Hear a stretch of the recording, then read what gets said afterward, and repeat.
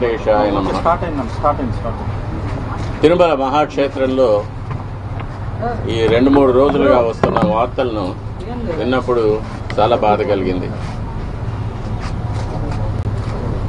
వైఖాన సాగమోక్తంగా వేల సంవత్సరాలుగా ఆరాధన జరుగుతున్న శ్రీవారి దేవాలయంలో ఇటువంటి విషయం జరగడం, అది బయట రావడం, ఇది అశేషమైన శ్రీవారి భక్తులందరికీ కూడా చాలా మనోవేదన కలిగించే విషయం.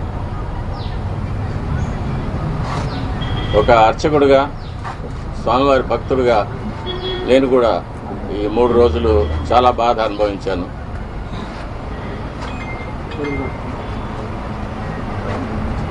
ఈ 5 సంవత్సరాలుగా ఒక ప్రధానార్చకుడిగా, వంశపారంపర్య ప్రధానార్చకుడిగా,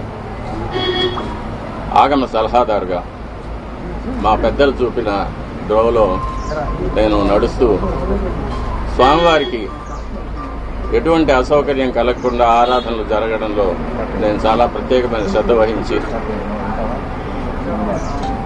ఏదైనా అపచారం జరిగినప్పుడు అది అధికారుల దృష్టికి తీసుకువెళ్ళి దానిని సరిచేయడానికి వాళ్లకు సరైన సలహాలు ఇచ్చి స్వామివారిని ప్రసన్నం చేసుకోవడం కోసం ఎంతో ప్రయత్నం చేశాను.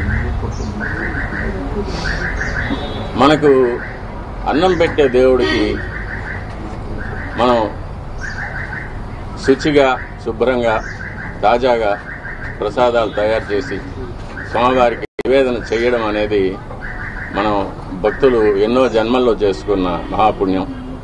కానీ అందులోనే కల్తీలు జరగడం, స్వామివారికి సరైన వేళల్లో సరైన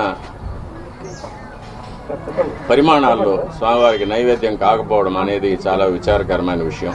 అందులోనూ ఆగమశాస్త్ర ప్రకారంగా